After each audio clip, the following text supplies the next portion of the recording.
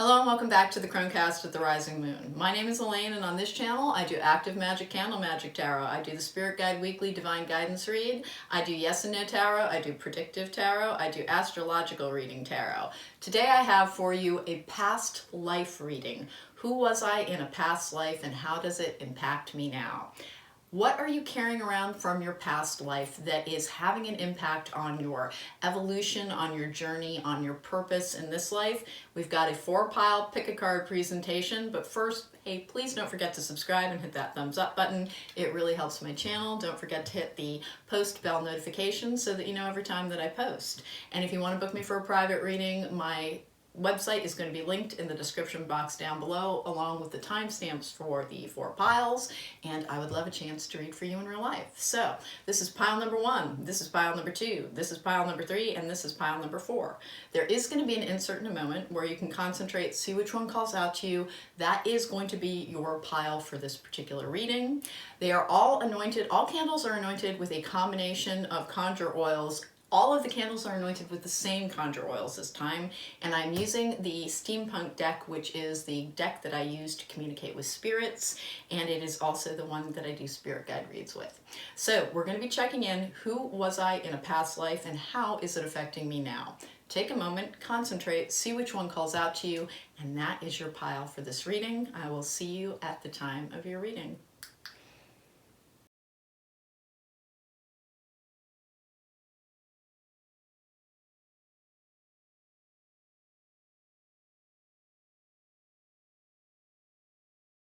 Hello and welcome back. If you chose candle number 1, pile number 1, then this is your candle and this is your reading. Let's go over what the candles are anointed with first. I have communication oil. This is from Three Crows Conjure. I'm not affiliated. Another product that I just really like. I've been using it to try and do some contact me work. It's been working very well. I have Heal My Heart from Art of the Root. I have Green Fairy from Inexplicable Things. This helps with contacting spirits and reaching through the veil. And then I also have Psychic Intuition Oil. So those are all things that will help kind of thin the veil, help hone my third eye, and help bring us spirit guide messages. It's kind of fun because normally I have different conjure oils on all of the candles, and I have to be very careful about not mixing up the piles. Today, all of the candles have all the same thing on it. Remember, our spirit guide deck is the Steampunk deck, and I will be using that to take a look at who you were in past lives. Here are some issues to be worked through, some identifying characteristics. Give us an eye out for what to look for in your spread. And then also, let's see, ooh, child. That can be a little bit dicey because that can mean that you had a very short lifetime as well. I have Great Achievement. By the way, everybody, whenever I do a past life reading, everybody wants to know that they were somebody really important. And it's not that it's unlikely that you've had lifetimes in which you were royalty or rich or famous, but that's not normally the lifetime that leads us with burdens to be carried forward, issues to be resolved, and karmic lessons to be learned. So a lot of the times these past life regression reads will contain the more difficult lives, the things that left us with our fears, the things that we need to make up for, the things we need to atone for, and the things we need to outgrow. So it can get a little, I'm gonna say dark, but not like dark. Just rather, you should recognize your fears and difficulties in this. So, Great Achievement with Child. I have a Fiery Climax approaches full moon in Aries. You may struggle with your temper. All right, and then an inability to believe in yourself also. Affection is what comes to us from the Enchanted Blossoms deck. That is child affection, that's abandonment issues. From the Dark Mirror, I have the child I was meant to be. Oh, very thematic indeed. Already I've got at least 2 lifetimes in which you either didn't live to adulthood or you suffered childhood abuse that kept you from achieving what you were meant to in this life. I've got someone who is very musically gifted. You should be retaining that, by the way. Fear. I realize that I am testing my resolve to live in the energy of love. Gosh, that comes from, again, these lifetimes in which we experience formative damage, abuse as children. You can retain an intimacy problem. So Spooky, which is one of my divine message decks, brings us some of the tarot to help us keep an eye out for kind of the personality characteristics that have carried through from lifetime to lifetime, ones that we are still trying to evolve past, ones we're still trying to either grow into or out of. I have soulmates and chop wood. So past life relationships have been following you. And the chop wood with achievement, you've had multiple lifetimes in which your promise was thwarted. You had particular gifts. We're going to get to that in a moment, but the childhood one is a little disturbing. Six of Pentacles in reverse, and not like, oh, be afraid. It's just there's something going on with that in which we do choose our lifetimes. Multiple times you have come into a lifetime in which you were in an abusive situation as a child, and you were trying to overcome in order to express your leadership and healing abilities to others. I have the Chariot in reverse again, things ending too soon, with the Three of Cups in the upright. Here's one interesting thing with that. You keep reuniting with the same soul pool over and over again. You have multiple soul contracts as well. Let's get going. Who are they in this past life? Can I get some past lives, please? Some past lives, please. All right, we're going to do this ever so slightly differently. All right, here we go. Okay. Past lives. It's not going to be in a Celtic cross. Here we go. Okay, 2 more times. 1 and 2. I don't actually use this deck to read for anyone. I only use it for spirit guides. Okay, here's the signifier, which is the Ace of Wands. New beginnings, creative ones at that. You have had multiple lifetimes in which you were a thwarted artist, at least one in which you died as a child prodigy. It appears to be from an illness. I have the Knight of Pentacles in reverse. Yep, that's what that one is. We have the Nine of Wands in reverse. We have the Queen of Cups in reverse. We have the King of Swords in the upright. I have the Queen of Swords in reverse. That is very good balance. Knight of Wands in the upright. The Hierophant in the upright. Three of Pentacles in the upright. I have the Eight of Pentacles in the upright. I have the Queen of Pentacles in the upright. I have the Six of Wands in reverse. And then we're going to do the Seven of Wands in reverse. The Six of Pentacles in reverse. That is going to be an energy that keeps following you. The Ace of Pentacles in reverse with the Ten of Cups in the upright. And then we have the Temperance card in the upright as well. Okay, so you are still attempting to heal and have been throughout many lifetimes. You had a lifetime, you've had more than one, but your most recent lifetime in which you were, I believe, a gifted musician, and you should still have an affinity for it. I believe you were a violinist. And that was, I believe it was in Czechoslovakia. You died right before the turn of the 20th century, so right before, like in the late 1890s. That's interesting. You actually died of a foodborne illness, which was really not that uncommon. That lifetime you lived to about 14. That is your most recent lifetime that you are still carrying forward this unrealized potential from. This is your lifetime to heal it. It does not necessarily mean that you will be performing in music, but there are performative energies here. I'm going to talk to you a little bit more. I've got five lifetimes on the table here. Family is something that you've always struggled with having a bond with.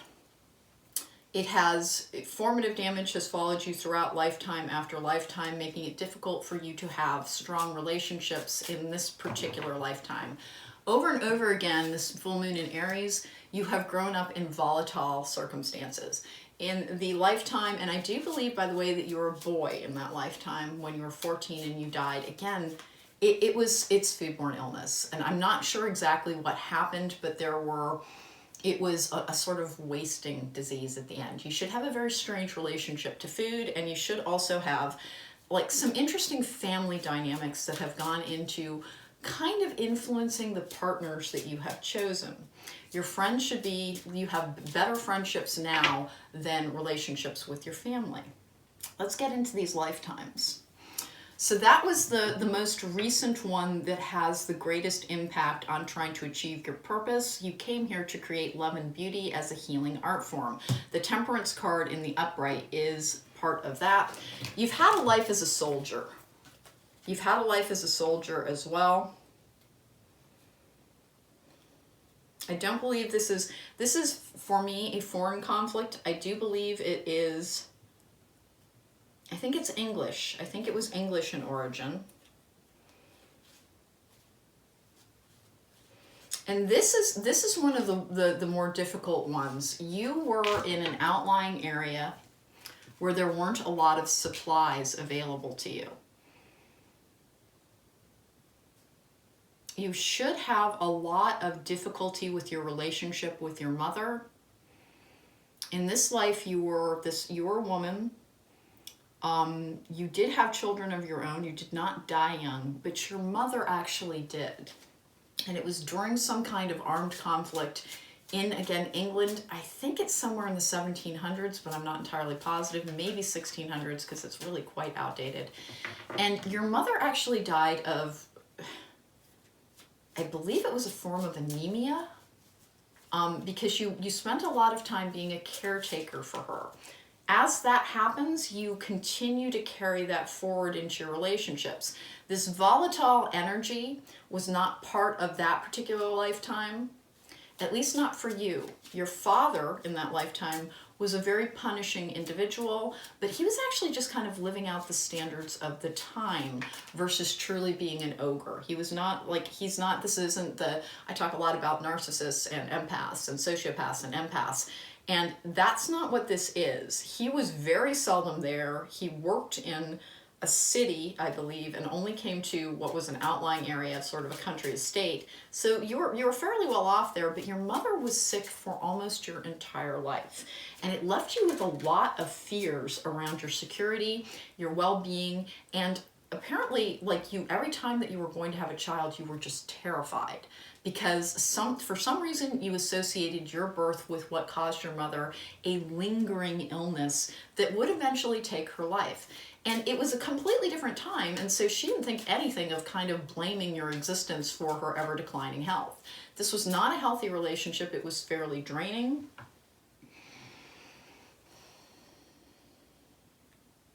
So there is a fear of not being worthy, of needing to earn your place. There is this beautiful artistic creative energy that has been thwarted since the lifetime in which you were a violinist. And that was I think you actually had good treatment then. You were actually very key to helping your family survive. Your abilities helped. You were fairly well known where you were as, again, a gifted child prodigy. And it's interesting. It's not as if you were like Mozart or something, but you were able to, you're sort of taken around a little bit like a dog and pony show to be shown to people of means. And your family was paid quite well. Your father was also a musician. You have fears around losing material possessions from that lifetime as well, because your instrument was incredibly important to you. And to this day, you may have kind of an odd relationship to material objects in order to make yourself feel safe. This is a Russian lifetime. This is a Russian lifetime, and interestingly, I must have conjured this somehow by talking about how people aren't they think they're going to have all these important lifetimes. You were part of the aristocracy.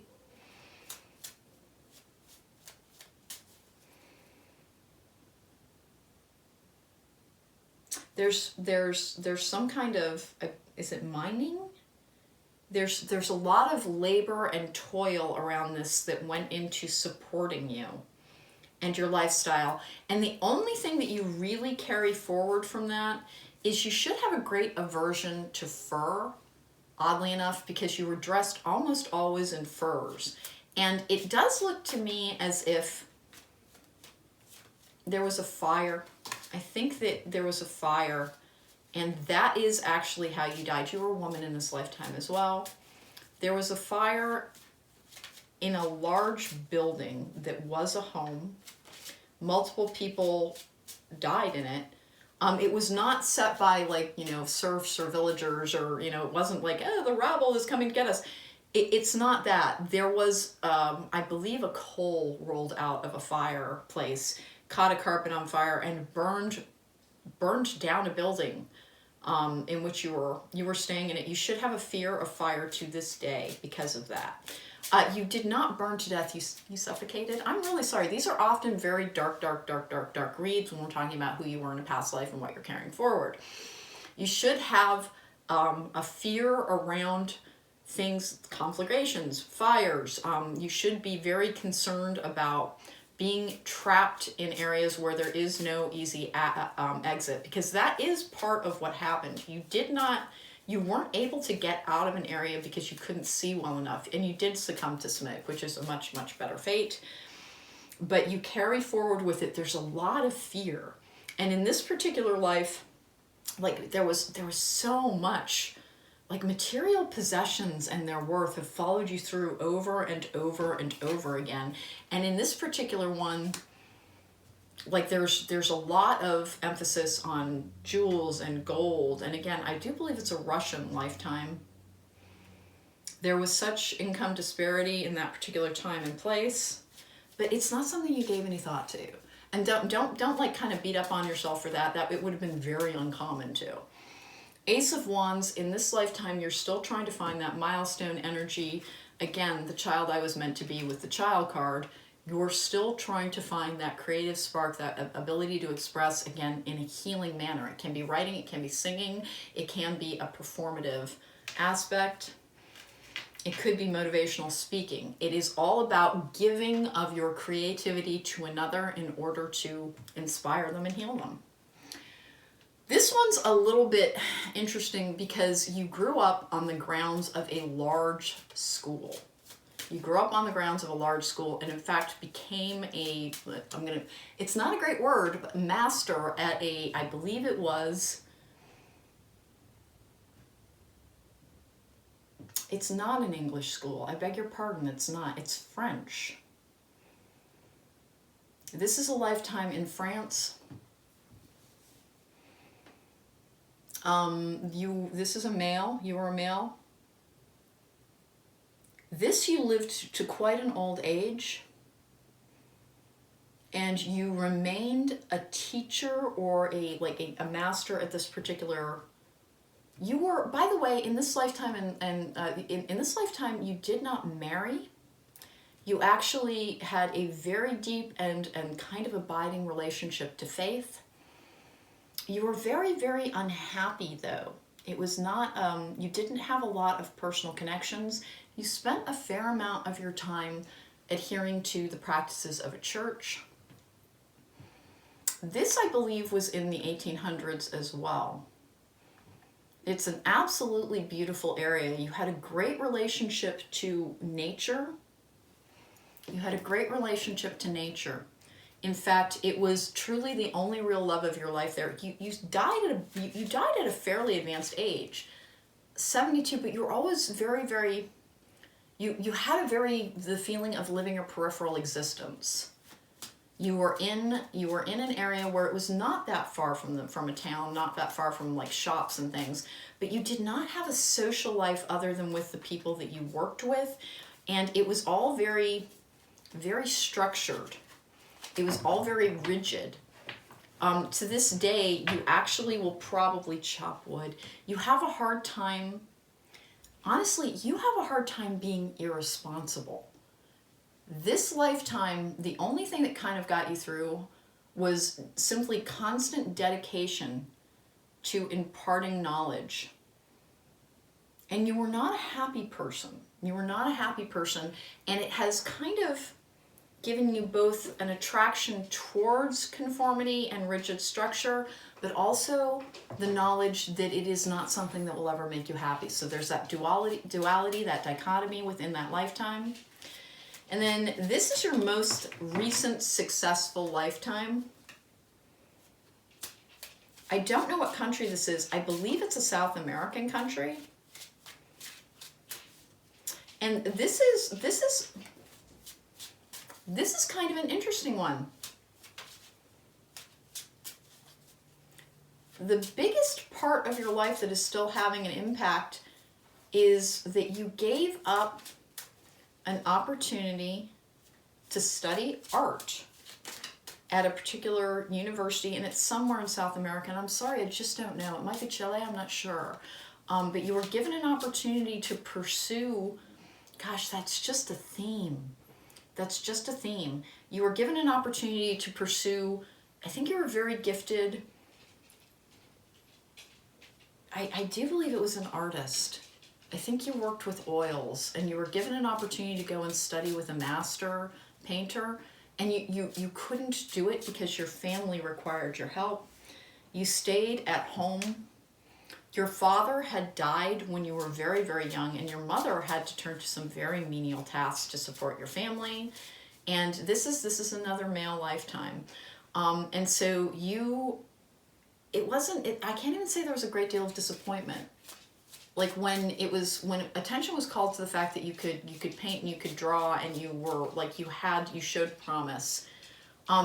The only reason that it was, you almost discarded it or discounted it as an actual gift. Instead, you were very mercenary about it. What could it do for your family? Because there had been such times of deprivation. This is a slightly difficult lifetime. You had 2 siblings die as small children. Not that uncommon. It was not that uncommon. I'm having a really hard time with this time period, though. I genuinely don't know where this time period was. There are cars. There are cars. So I think it is past the, I think it's past the turn of the 20th century. Because there was, you weren't involved in any world conflicts, but you were aware of them. So I'm assuming that has something to do with either World War I or World War II. And this is a lifetime in which you simply, you had a very strange relationship to family. You both loved and resented them very, very deeply. That's another vein that keeps running through here, is that your relationship to your family has determined a great deal. You did marry, by the way, you did marry and you had children of your own. It was a strange and distant relationship with your wife, by the way. And that's not that uncommon. That's not that uncommon. People would, it was more out of economic necessity than almost anything else that people would hook up, have lives together. Let's see, can I get some, what do we have that is remaining that can be resolved within this lifetime? And is this the lifetime in which you're able, the Ace of Wands in the upright, that is a new beginning with creative energy. Kind of what you're being urged to consider is that you have particular gifts. And if you're thinking, I do not, remember, there are people who, like, you could, if you can organize a closet really well, believe it or not, that is a gift that not everybody has. You have a gift, you have a tendency to discount it. Does it change the world? No, but it makes people's lives better, which means it changed their world. I have a woman holding a heart. This very interesting relationship to your mother has also carried through multiple lifetimes, including the lifetimes in which you were a mother. Envy. There's this thwarted purpose that carries through from lifetime to lifetime. And you had appreciation, door to value, blossoming abundance. Interesting. You had multiple lifetimes. You were not a particularly envious person. You really weren't. But you had a resentment towards, unfortunately, your mother in multiple scenarios. Sometimes because she was not she was a draining person in your life, in particular in this one. Don't be concerned with that. It's a lesson you've been trying to learn over and over again. How to overcome basically a discouraging voice from a parent, from a nurturing force in your life. And you are very good in multiple lifetimes of simply being very resigned to your fate. But that is something that also kind of carries through with you. You have the type of temper that it's you're peaceful, and then it goes bloom, like sincerely. That is another characteristic. Stay optimistic about your love life and express your love. I was just trying to check what your personal relationships have been like and what they are going to be like. You have probably struggled with a fear of intimacy and a fear of commitment, because over and over again, a relationship to family has defined the trajectory of your life. You, if anything, long for solitary energy, passion. Let your friends help you. You've struggled with making a true commitment to somebody, and it's not that you haven't tried, you actually have. You have tried. Let's see if we have any, this is Spooky Junior. Let's see if we have any closing. What's going to happen with this? Because it looks like what you're being advised to do is, even if you don't make it a profession, make sure you find your avenue for artistic or creative expression. And that can be building model airplanes. Sincerely, you don't need to like paint the Sistine Chapel to have it count. But that is the thing that allays your fears, makes all that you do kind of more resonant within your life. And your fear has been a barrier to intimacy, and you do have formative damage to overcome, usually attached to a maternal figure. And you have been a mother multiple times, and it has affected the way in which you also parented.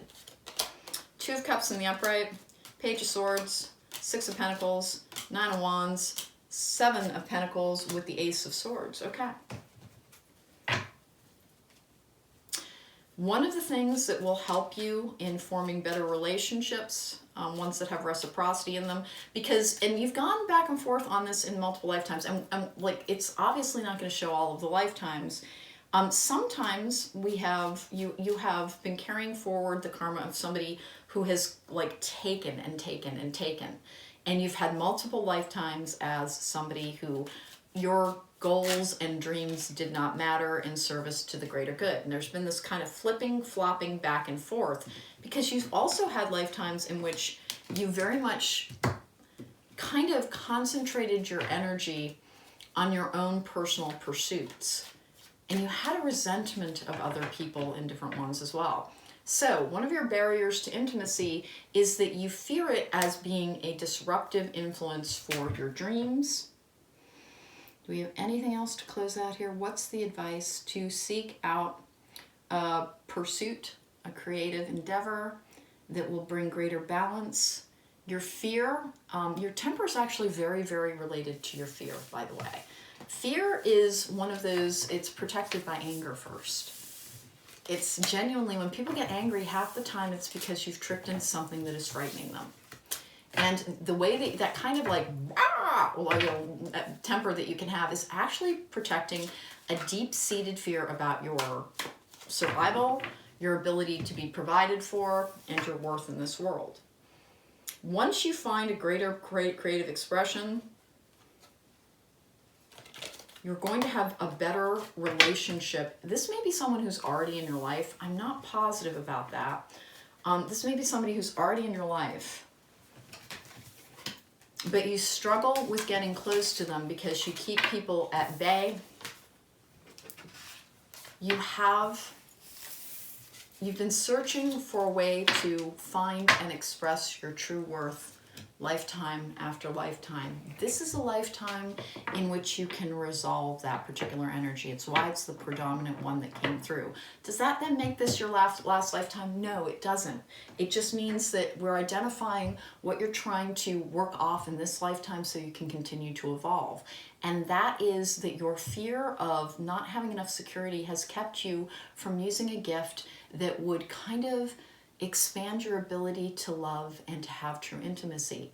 You've also got formative wounds that have been following you from lifetime to lifetime, asking for you simply to perceive your own worth. So, all right, group number one, that is your past life regression read and what you're working on in this particular lifetime. If you like this reading, please hit the thumbs up button. Please don't forget to subscribe, and don't forget to hit the post bell notifications so that you can know every time I post a video.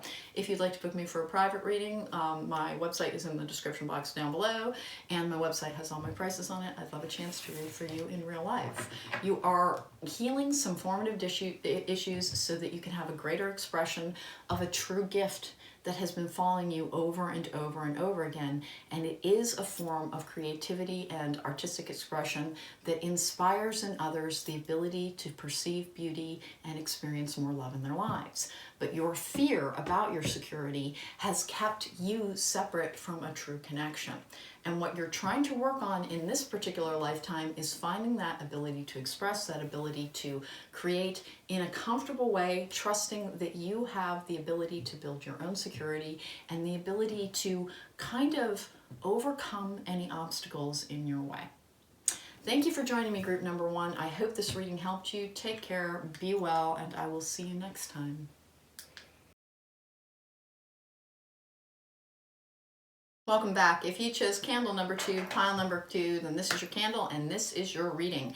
Hey, group number 1's was very interesting. Let's find out what comes out for you. But let's first talk about what's on the candles. Everybody has the same anointing this time, which means that only one pile is appropriate. So we have green fairy oil, which is to aid in spirit communication. I have Heal My Heart because we're looking for the issues that have followed you from lifetime to lifetime, looking for what it is you're trying to heal and evolve past in this lifetime. Remember, whenever we do past life regressions, people always want to hear that they were very, very important people. Those are not the lifetimes that leave us with the burdens to carry forward very frequently. So be aware these might be tough and they might be a little bit gritty, but it should be kind of illuminating for the things that you're trying to heal, solve, and grow past in this lifetime. And I have Art of the Roots Psychic Intuition as well. I'm not affiliated with any of the companies that I mention. I just like their products. And in fact, I'm using Three Crows Conjure, which is communication. I like this particular oil a lot. I actually really like the people at Three Crows as well. They're very responsive and they have a very good product selection. All right, here we go. Let's go for our Oracle cards, which will help us identify the lifetimes in the past and the issues that are carried forward. And in fact, you have despair. Oh no. It's going to be a depressive energy that has been following you for a while. A consciousness of lack. With the end of a tough cycle approaches, full moon in Capricorn. Well, hallelujah, maybe it's your lifetime to get rid of that. We have, from the Enchanted Blossoms, magnificence. You've been thwarted from appreciating your life by depressive energies and a feeling of deprivation that has followed you from lifetime to lifetime. Downcast pride. Wow. That is from the dark mirror. That is your shadow influence. That is something that is, again, following you. Despair, downcast pride. This is a victim mentality energy. Judgment. I understand that everyone has their own unique path and challenges. And remember, approaching yourself and others without judgment is one of the easiest paths to growth. All right, so I'm going to take these, and then Spooky, who is a Divine Message deck, doesn't read for anybody any longer. It's a 30-year-old Rider-Waite deck that I've had for a long time that just kind of quit reading one day and spits out messages. This is going to tell us about some of the things we're trying to heal in this lifetime. I have the Tribe, and then Happy. Awesome. You're trying to learn how to live in a joyful energy and appreciating that which you have. You have had multiple lifetimes in which, and some of them are going to have been rough because we are only recently in an age that does not condemn others for mental health issues. At least we're trying to get there. And you have tendency towards depressive energy, perhaps almost a bipolar level, where you have extremes in your personality, and that has been attendant through several lifetimes. The Lovers in reverse, with the King of Cups in reverse, with the High Priestess in the upright. Okay, a feeling of isolation has a tendency to, and repressed emotions that result in despondency.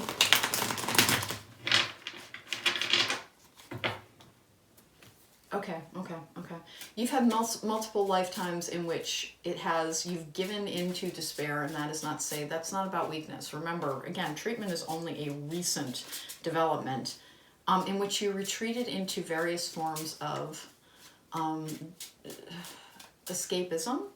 I don't want to say drug abuse necessarily. It was more about, I guess it was, as I was just saying, treatment is a recent thing, and so you chose forms of self-medication that were simply part of society. I just got the word Veronal, which is a sleeping opiate, I believe a barbiturate that used to be used a great deal in in the early part of the last century, and at the tail end of the one before that. And you have at least one death that was related to an overdose in that. Laudanum is another one that's coming up. You've had multiple struggles with that. And by the way, please don't be insulted. Please don't be insulted. These are things that you were looking for an alleviation from an internal pain. All right, so we're going to do this read just slightly differently. I put 4 different areas for 4 different lives. Here we go. What else have we got for this group? All right, 5 of Swords in the upright. Inner conflict is something that you struggle with, and I'm going to Wheel of Fortune up there. The Moon card in reverse. You've had the Tower. Ooh, you lost everything. 10 of Wands in reverse. Ace of Pentacles in the upright. I've got the Star in reverse. That is a depressive energy there. The 7 of Wands in the upright. Really? Okay, 6 of Pentacles in the upright. I have the Empress in the upright. I have the Knight of Cups in reverse. I have the 7 of Pentacles in the upright. Temperance in reverse. This is an opiate addiction. And again, please do not be insulted. It was incredibly common. These were like, people were given very strong barbiturates and opiates as a medicine at different points in life as well. Addiction was not understood. The Sun in the upright with the Queen of Swords in reverse, with the 2 of Swords in reverse, with the 3 of Cups in reverse, and then your 2 of Cups. The thing that is standing between you and true intimacy is a tendency towards depression and coping with that through substances. And it can be food, it can be drugs, it can be addictive behaviors that distract you from your reality. That is something that continues to follow you. And in all of it, you're trying to compensate for, I don't know if you're truly bipolar or if you have very high highs and very low lows. That's very common for empaths because we have, and I almost exclusively attract empaths because we feel things very, very deeply. And so they have a tendency to manifest very deeply. Who am I going to go with first? This is interesting. You are a dancer. You are a dancer. You are a dancer. Was it Portugal? In Portugal? Okay. I'm sorry. I don't know if it's Portugal or not. It's something with a Spanish influence, and I realize Portugal and Spain are 2 different countries, but the architecture is sticking out. This was actually a very successful lifetime for you, and in fact, it ended in, this is a very recent lifetime, as it was less than 90 years ago. Is that right? Yep, okay. It ended sometime right around the beginning of World War II. You were a dancer. I believe you were actually classically trained in another country. You were removed from your family and sent to an academy. You were actually very, very happy there, but you were because you were able to be surrounded by things of beauty. There were lovely gardens there. It was very important to you. But you were basically not allowed any personal relationships. You were taken under, it was an academy. You were taken under the wing of basically a governing body. Art was more important. It was the only form of entertainment that we had.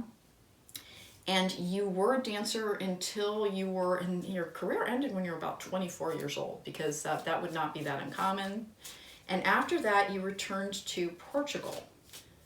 You were in different European countries as a performing artist.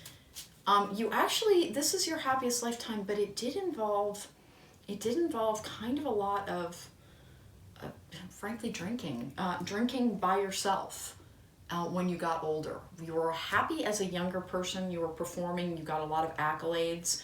I don't actually think you were injured, which is kind of a good one. That's good. But afterwards, you felt discarded and tossed away. And that's something that can still follow you. You're very aware that sometimes you form relationships that it feels like people just like siphon off your gas tank and then leave you on the side of a road. You give everything that you can and you don't feel like you receive. and you almost feel like there's a dark stain following you. A little bit. It's something that's been following you from lifetime to lifetime. This is an interesting lifetime because I do think it was in actually the United States, and it is quite a long time ago. Late 1700s. There was some kind of painkiller. I think this is the laudanum. Lifetime, in which you were married, not as young as, like, people seem to think, oh, people got married at 14. No, you actually got married when you were 21 or 22. You were a woman in this one as well. I wonder if these are going to turn out. I'll take a look at those in a moment. This is 2 lifetimes as a woman that are already showing up. This was a very, like, you were at loose ends. You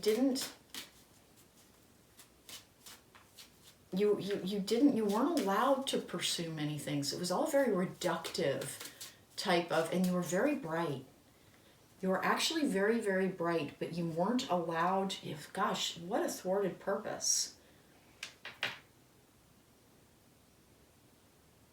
You did have children in this lifetime. You had 3 different children, but it's almost like you didn't know them. They were raised by... You were fairly well off in this lifetime because you lived on land, and you did have people who saw to your needs, servants. But you were troubled by, I think, a persistent toothache, I believe, and they started prescribing laudanum to you, and you just retreated. Like I said, it's almost like you didn't even know your children. This is the lifetime that haunts you the most in terms of, you had a very active mind. You were very drawn to, like, it's like you have an engineer's mind in this particular one.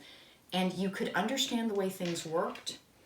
And as a child, you were very, very jealous of... You learned in a homeschooling environment, you were well off enough that there was a tutor there, you had brothers, and you were very upset because the only things you were allowed to pursue weren't stimulating to you. You were very well read, and you spoke multiple languages in this particular lifetime, but you were exceptionally unhappy because what you were allowed to do, you were very conscious of your gender at a time when it wasn't common. It really wasn't common. In terms of your relationship with your husband, well, don't get upset, but this person was a cousin. It was not the second cousin, I think. It was not that uncommon. It really was not that uncommon. A second cousin, it was not a happy marriage. It has left you with, one of the things that follows through is that you always, you have trouble connecting to people, particularly in a romantic capacity, for any length of time. As I said, you give and you give and you give, and you don't receive. Nothing comes back to you. This is the lifetime that carries the low-level resentment of that. You're not very conscious of it in the here and now, but you're very resentful of the limitations that are put upon you. I believe by financial circumstances and an inability to change your circumstances now. That is like the ghost of this lifetime, in which there was nothing for you to do. And so you retreated into kind of a mist. And you didn't understand that that's what you were doing. Like, there was no, hey, you're self-medicating. There was no education around what your particular energies were. This is a fascinating one because this is absolutely that of a man.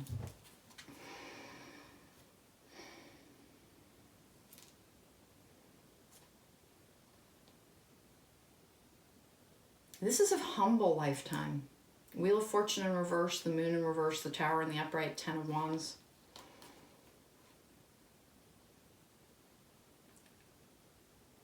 Where are you? This is Ireland. Everybody was poor. Everybody was poor. This is later than this lifetime. You died about at 36 in this lifetime. You died at an early age, and like it may have actually been an accidental overdose, but it was a life, a very thwarted life. Very beautiful area, but like you, I think you got sick following the birth of your last child. And you, by the way, should have fears attendant to having children because of that. This must have been during the potato famine.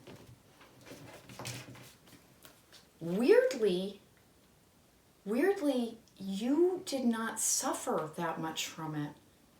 If anything, this is a lifetime where there's some kind of survivor's guilt, because that tower in the upright, I think you emigrated. 10 of Wands in reverse. But you left.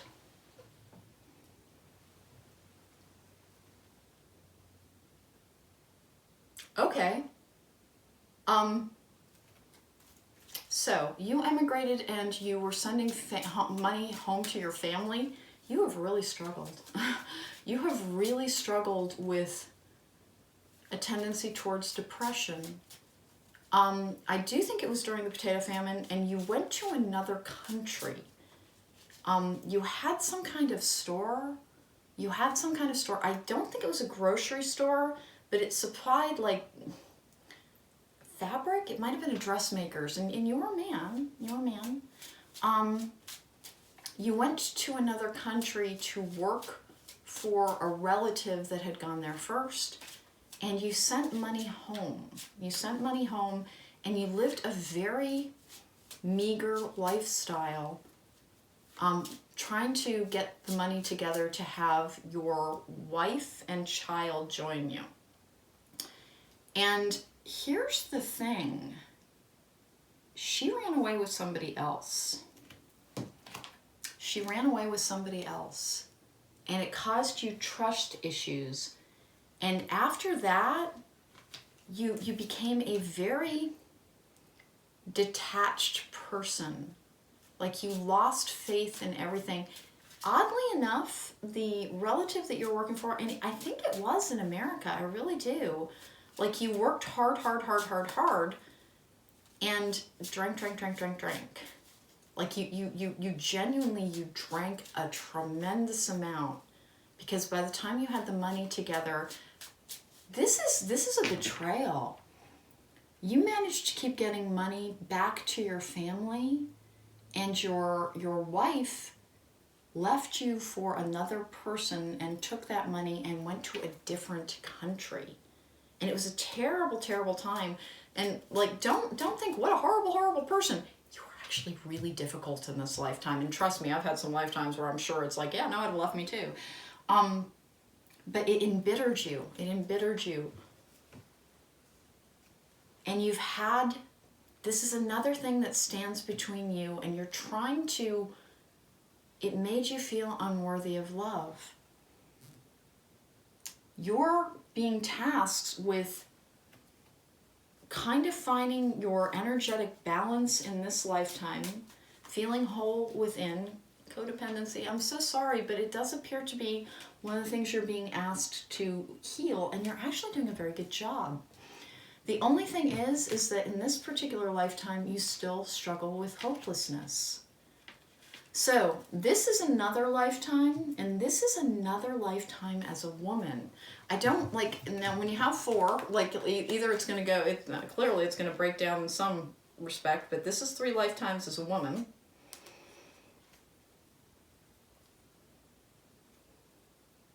Okay.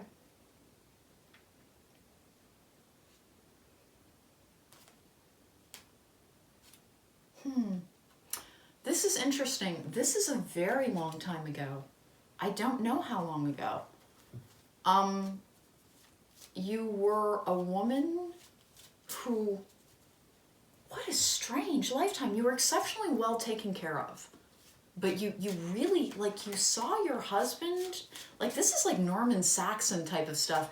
You only ever saw your husband for like, I don't know, 6 or 8 months altogether out of like 15 to 20 years of marriage. He was never there. He was never there. He was in, like, there was a power center. I'm assuming this is an English lifetime, but like a very long time ago when travel was difficult. And he would only come home, he was only in where you were, like, for a few months at a time. And frankly, kind of a brutal dude. It was a time period where, is this the 1200s or 1300s? I'm not sure. Where, like, you were beaten, but you were very, very, very well provided for. And so, like I said, he was only ever, he would come home for 3 or 4 months at a time. And you only ever saw him, you had 3 children in that lifetime. They were all boys. You didn't bond with them even a little bit. And you embroidered things constantly. You were like, this is actually a privileged lifetime, but like it's this very fussy, like, reductive work. And you had a very rigid way of thinking around heaven and hell, and you feared it tremendously.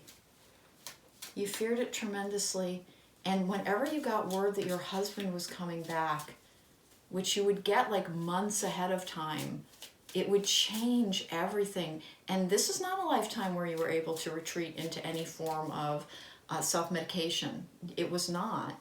Like, I think that's like communion wine was about it.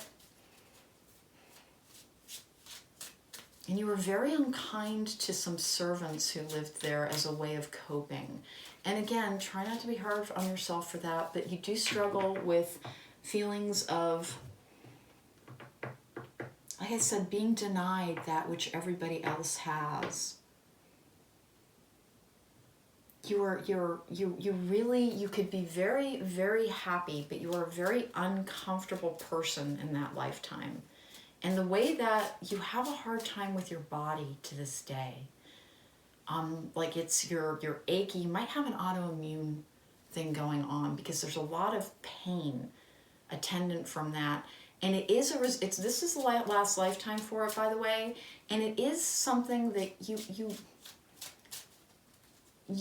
please, I'm so sorry, but this is going to be everybody's story, by the way, sincerely. I think I was a crusader who killed people at one point. We all have weird stuff from our past. You had a servant that you would beat whenever she wouldn't do something right, and it was very much kind of externalizing your own.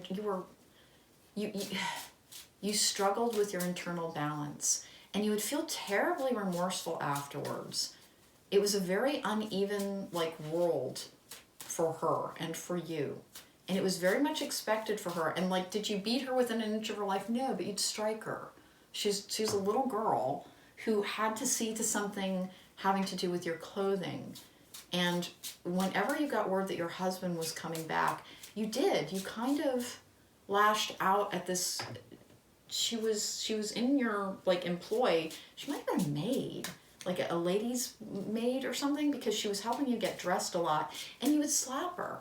And then you'd feel very, very terrible about it and apologize to her and, like, pray a great deal to be forgiven for what you had done.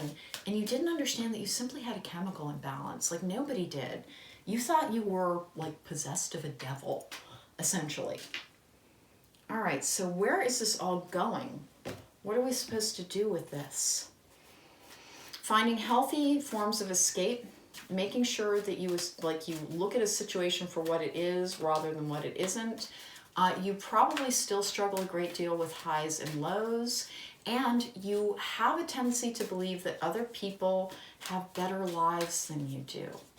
Like, that's something that you're convinced you're being punished, and it's guilt from this lifetime. And you can just let that go. Sincerely, you were badly treated as well. There's a reason you didn't like hearing that your husband was coming home. And, like, your sons, like, it's like you weren't a person to them. Like, you're just that was a sad and thwarted life. I don't think it was that unusual. And then the church, like, absolutely influenced your view of who you were, which was as somebody stained and insignificant. And you did have anger about it.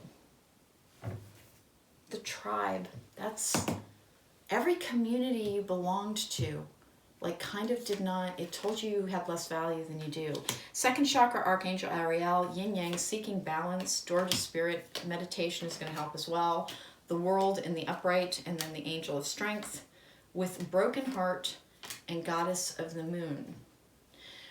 So what you're actually being asked to do is to meditate and ask, I can't get her name. I can't get her name, but just to ask this spirit, because she's no longer in the physical form. She's actually one of your spirit guides. It's interesting. She's had multiple lifetimes in between, but you have unfinished business between the two of you. And she's been part of your soul family over and over again. And she's trying to help you forgive yourself for this borderline, like this tendency towards very pronounced, it's close to being, you have very volatile reactions in both areas. You can be like very reactionary in a good way and in a bad way. You're very empathetic, and you're very afraid that you have actually been denied. You have guilt that follows you. You judge yourself. The end of a tough cycle approaches. You're being asked to meditate, to ask this spirit for forgiveness. It will, the high priestess in the upright, come to you fairly easily. And then once you're freed from that, because it's you don't need her forgiveness, you need your own. You're having trouble forgiving yourself, because that particular individual really, really like would feel terrible for, and again, I'm not talking about picking up a stick and like beating some little 9-year-old girl to within an inch of her life. I'm talking about you would smack this person and she would cry, and you would like, you just had a lot of trouble forgiving yourself for any of the injuries that you were inflicting on others, because you knew how much it hurt to be injured, and you didn't, like, you had no way of making that association, that you were like simply in so much pain yourself you would lash out. And that servant girl, she is now, like, she's no longer a corporeal being, and she's a spirit guide. And you can have discourse with her. She's been your child on multiple occasions as well. Calling in your soulmate, flirt, codependency. That is going to be a very addictive behavior as well, and true love. So, calling in your soulmate, she's part of your soul family. It's not a romantic pairing in this instance. And you can ask her, she's part of your tribe, for forgiveness. Once you do that, it will help you release this conflicted feeling and a feeling of not truly being worthy. That downcast pride, that feeling that everybody always has the things that you want and you're denied, that leads to despair and despondency. You ask for forgiveness while you're meditating. It will be easily granted, and you should feel it. And after that, kind of what you're being asked to do is to focus on healing any tendency you have towards self-medicating as a remedy. And you judge yourself so harshly to this day. Whenever you make a mistake, and you're not that punishing to other people, you're not, but you're very punishing to yourself. And kind of all the spirit guides are asking you to do is to look within and find your own forgiveness for something that you were a victim of circumstances. And it's part of the reason that you still struggle with a victim mentality around your own life, is that you were truly victimized in the past, and you're having trouble forgiving yourself for the ways in which that injured another, because you're actually a deeply like moral human being, but you have struggled with, you're very passionate, and you're very creative, and you're very, again, that volatility. It actually comes from this ability to feel very high highs and very low lows. I don't think you're truly bipolar in this lifetime, but I know that you struggle with balance, and that you are always a little bit afraid that something is going to come and take your happiness away, which is that's your main influence. So Basically, what you're trying to do in this lifetime is ask for forgiveness, forgive yourself, and then understand that you are, the way that you are with that kind of up and down, it's not something to try and correct as much as it is as something to manage. Making sure that you have, like, don't abuse substances, making sure that you get enough exercises to kind of like produce endorphins, leveling yourself out in the ways that you can. The very thing, the vibrancy that high carries with it attracts people, but then they do have a tendency to be the type of partner who takes and takes and takes, because you have this residual guilt from something that you're just being asked to forgive yourself for. And you do have a spirit guide that after we're here in the 3D, our slights, our misfortunes, the ways in which we are insulted no longer matter. That spirit is your spirit guide because they want to help you overcome as they overcame. And they had their own lifetimes in which they were the person who was the abuser. It's a cycle that repeats across energetic time and space. This is your lifetime to free yourself from it by forgiving yourself from the past that you cannot change, and understanding that the way that you are constructed now is for a purpose, and that vibrant ability to give and to love and to be happy is you're supposed to be in a position where you're kind of accepting of self. You've always had that energetic difference. Self-acceptance and releasing the need to judge yourself and others is apparently what you're supposed to be doing with that in this lifetime. Okay. If you like this reading, please don't forget to subscribe and hit that thumbs up button. If you can give it a share, that helps my channel as well. If you hit the post bell notification, then you'll be notified every time that I post a video. And if you'd like to book me for a private reading, there's an insert in a moment with all the information on how to contact me, and then the description box down below contains a link to my website, and I would love a chance to read for you in real life. Group number 2, self-acceptance and releasing the need to judge yourself and others is essentially what you're being asked to learn and level up from this lifetime. Thank you so much for joining me. I will see you next time.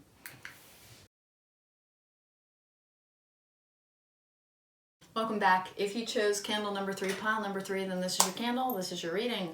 All of the candles were anointed with the exact same set of conjure oils. We start out with the Inexplicable Things Green Fairy Oil. That is for communication with spirits. I also have Psychic Intuition Oil. That is to aid, of course, my psychic intuition. I have Heal My Heart because we are looking at past lives to see what we're supposed to be healing in them, what we can release and kind of evolve from in this lifetime. And then I also have this is from Three Crows Conjure. I'm, again, not affiliated. Awesome products, though. I just started using them. What a wonderful shop. And this is Communication. I've been using that in some contact me work, and it's been working very, very well. All right. Okay, this is the spirit guide deck that I use. It is a steampunk deck. It gives me messages from spirits, from past lives. I don't use it to read anything in the future. It's just past stuff and basically spirit communications. So I have Courthouse from your oracle cards. I wonder what happened there. We're going to find out soon. I have the Sacred Temple. I have Faith in Your Dreams, Waxing Crescent Moon. These particular cards will help us identify what is following you from lifetime to lifetime. Like, this is an adherence to the rules that is, have faith in your dreams, that is holding you back. You try to do everything within a rigid structure.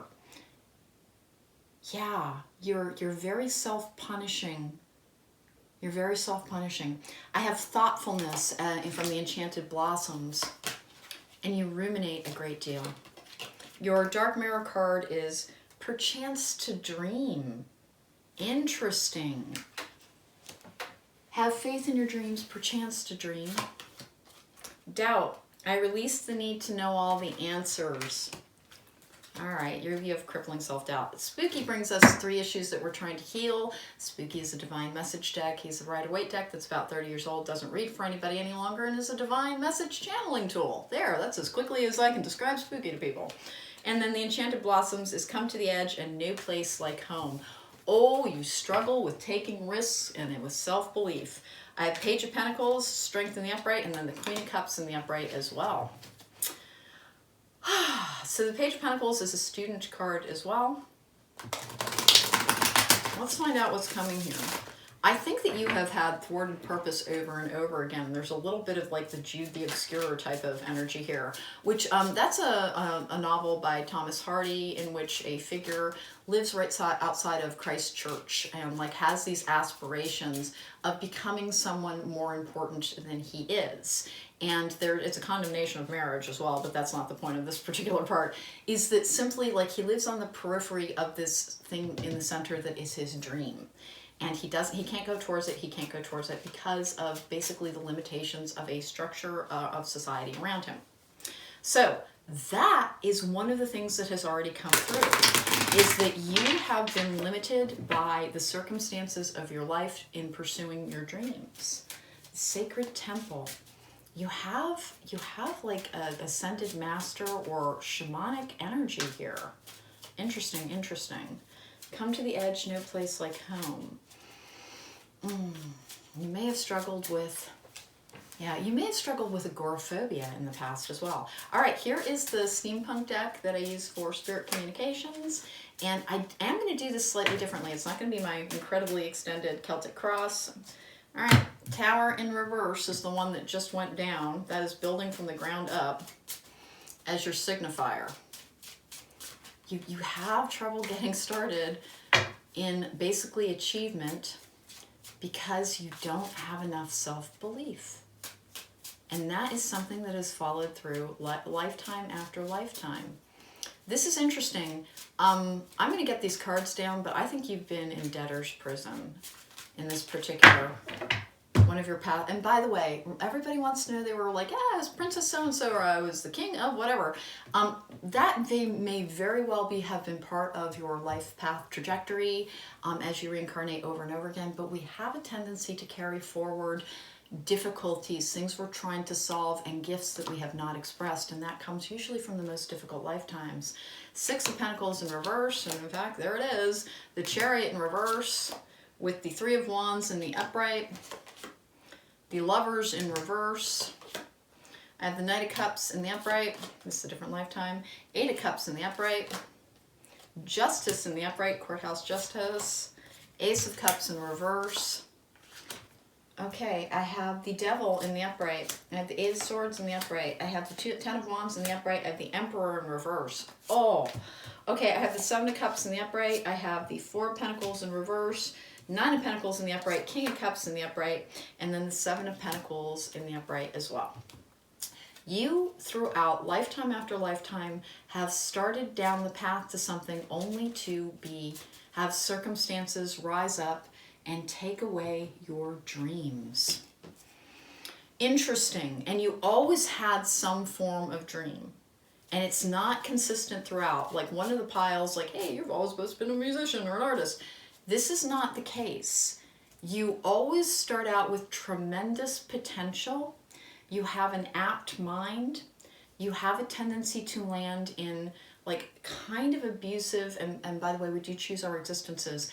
So over and over again, you've been in basically formative damage from emotional and or physical abuse and neglect situations as a child.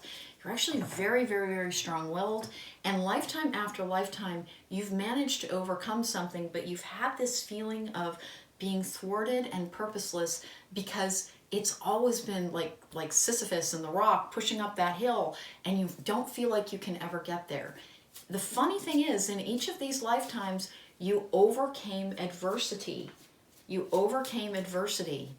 But the dread of it has been building lifetime after lifetime after lifetime. Who should I go to first to break this down? All right, well, you've had... So, please don't be upset. Remember, we all have difficult lifetimes, and you likely have had ones in which it's like, hey, you were Lady Bountiful, making sure that no child went without milk type of thing. You've likely had wonderful, wonderful lifetimes as well. These are the ones that carry forward some difficulties, and you went to jail in two. Now, were you a criminal? No. In one of them, you were simply born into poverty, and it was during the time of debtor's prisons. And you were a child when your family had to, like, I think it was your father was taken into debtor's prison. He, like, I don't know if it's gambling debts or not. I don't think so. I think it was more basic necessity. This looks to me to have been in England. It does. It looks like right prior to like the 1830s or so, maybe 1820s. You were jailed over an inability to pay something. And I'm sorry, your father was, and then you and your siblings worked very, very hard to try and make that money to free your father, which you did, and then it happened to you as well because you fell ill. You contracted a respiratory infection that you did not heal from and weren't able to work, and you fell into debt. And you actually, in this particular lifetime, and you didn't marry, by the way, you didn't marry, or if you did, you didn't have children. Like your spouse left you. You're a man, by the way. Your spouse left you after you became ill, and you died indigent. And I don't know if you died in a debtor's prison or not, but I believe so because it was some kind of facility that you died in. It was a very, very difficult lifetime, and you were very physically uncomfortable because you had things on you that weren't healing properly. And it was partially because of malnutrition. You were very poor. You were very, very poor in this. And this lifetime has engendered like an inability to ever like relax and trust in anything. Like you were always waiting for the next shoe to fall, for the hammer to drop in that lifetime. And you weren't wrong. You weren't wrong. And interestingly enough, that is a lifetime that upon like leaving it, you were genuinely relieved. It had been that long. And you had an interesting relationship to faith. Like you were very angry with the divine. And you thought that was the same thing as not believing. But it kind of is the opposite because you were very actively angry with this presence, not realizing that the fact that you were angry was also like kind of acknowledging it. Your dreams in this one, I don't think you ever like had an ability to relax and have them. It was a life of constant deprivation. And now you should be somebody who, like, no matter what goes on, like, you're checking your bank balance, making sure you need, like, X amount going forward month after month after month. Your idea of security is Fort Knox, essentially. You want so much security, and it holds you back from achieving much of anything because you're constantly trying to build this structure. You have a very, very good mind for learning, though. And you haven't pursued it. And in this lifetime, it did have to do with needing to, I think, abandon your own dreams in order to basically pursue security. I think you may have, is this a lifetime where you wanted to be a lawyer? No, I'm sorry. You didn't want to be a lawyer in this lifetime. You actually did in other lifetimes. This particular lifetime is another one that resulted in going to jail, but you were, please don't get upset, you were a criminal. You were, but you, it's not, you weren't, this is a reactionary lifetime, basically. To this, like, you were like a victim of circumstance and socioeconomic deprivation, like in a lifetime in what appears to be, this is German. You were a criminal, but it was almost like blue collar crime. It was almost like, I swear, I think you cooked books, essentially.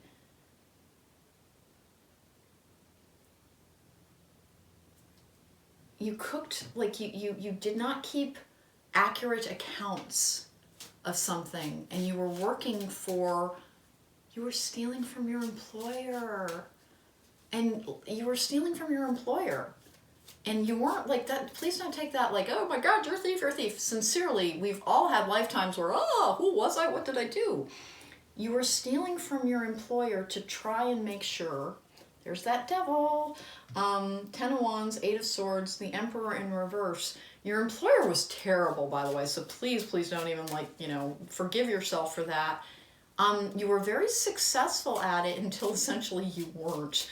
And then you did actually, you served a short prison term. You served a short prison term. and did not, it was not as, like, you didn't lose everything. Like, you were actually kind of upper middle class here. And it was a short, like, it was hard labor though. It was hard labor. You were sentenced to hard labor for stealing from, for some reason, like you were an estate manager or something, because you had the control of a very powerful person's money, and you were skimming. But they were like, please don't judge yourself about that. Sincerely, you were simply reacting to the economic deprivation of a lifetime where the fear and the doubt that you would ever be secure carried through. So those are the two lifetimes that have to do with like imprisonment and like and you've had trouble, I believe, in the past with agoraphobia because of that particular lifetime in which you really just want to be in a secure atmosphere. This is your happiest lifetime.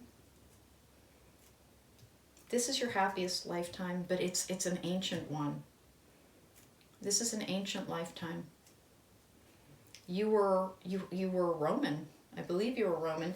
You were Roman, you were Greece. I'm sorry, or Greek. I don't know the difference like in what I'm seeing, but you had a beautiful, essentially home with a compound. You had servants. They might have been slaves. I'm not sure. It wouldn't have been that unusual. And you were exceptionally powerful. You had a very, very beautiful daughter. You had a very beautiful daughter.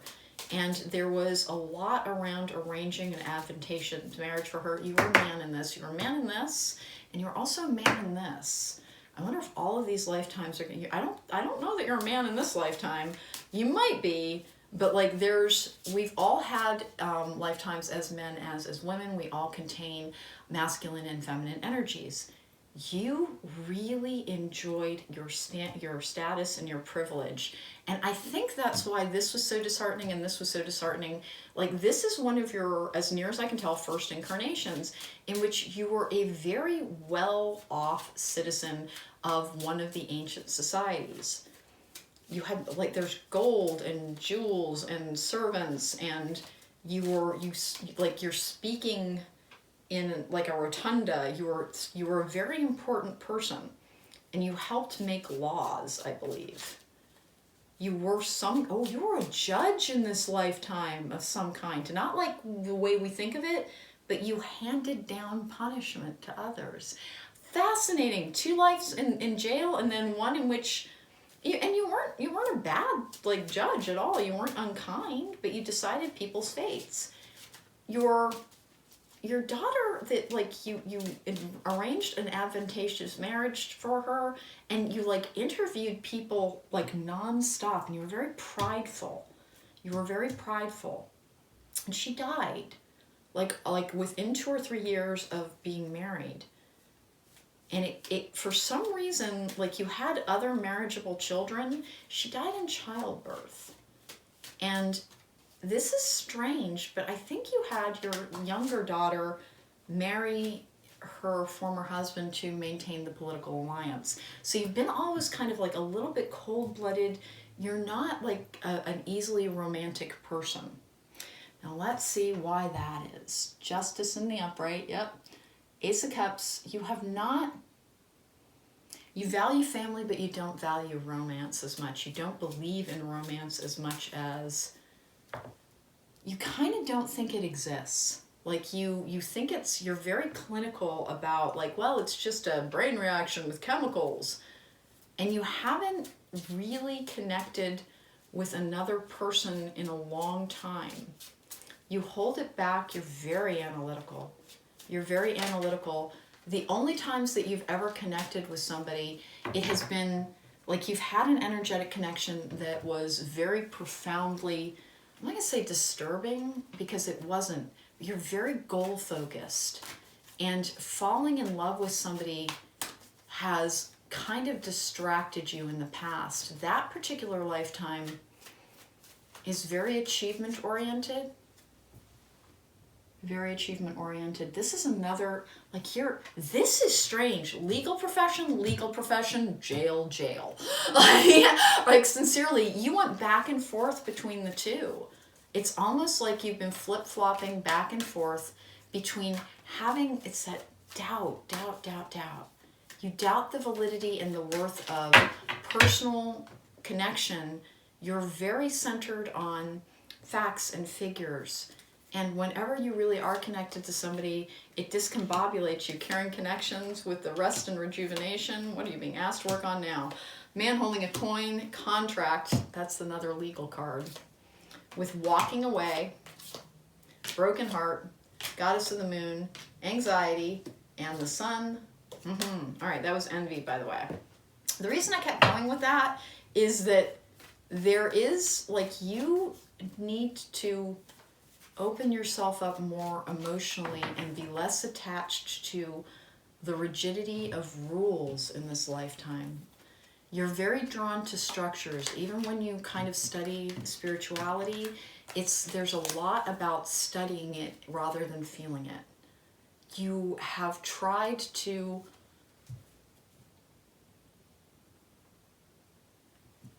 you're exceptionally fair, but you don't allow yourself access to your emotions very easily because you think it impedes you. And it's odd because your personal relationships are not the things that are showing up here. It is your relationship to equity, to equitable relationships in all forms. You have a very strong sense of right and wrong, and you doubt whether or not you're a good person.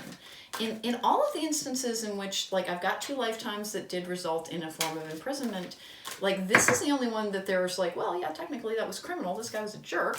But this is more like you are a victim of socioeconomic circumstances. You don't really do anything wrong.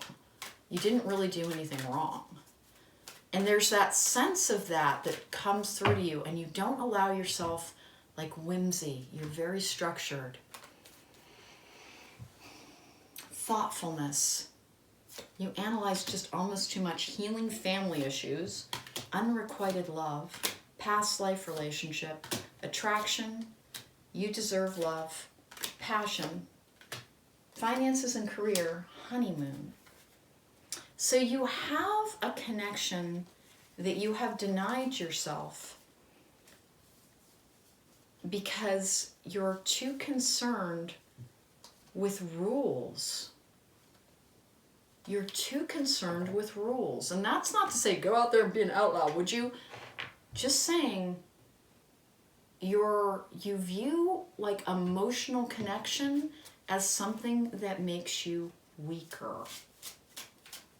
You need to be more emotionally open in order to kind of open up the thing that you're denying yourself, that emotional connection, that true and resonant love, because you have barriers up around it regarding your self-worth. And then also, like, you almost feel like it distracts rather from, like, a successful life rather than helps make one. Come to the edge and no place like home. You really have a fear of being trapped in something. Like, it's part of the reason, oddly enough, agoraphobics are threatened by their safety in the open world. You can have a tendency to withdraw into, like, stasis almost in order to maintain what feels like safety to you, but it's very, very limiting. You, in this lifetime, in order to overcome, you need to be less rigid about rules. And you're not a conformist. I think you have an idea, like, you're listening to this and going, that's not me, it's you. You're very, even if it's a spiritual structure, you adhere to, like, the teachings of it at a level that doesn't allow for, you like knowledge more than you like openness when it comes to matters of the heart, of spirit, of financial security. You allow, it's not like someone who studied philosophy and very much ingests all of the, like, Plato said this and Socrates this and Nietzsche this, and you absorb all of that, but you don't like to do a lot of free thinking around it. You live too firmly within the structures of whatever structure it is that has attracted you.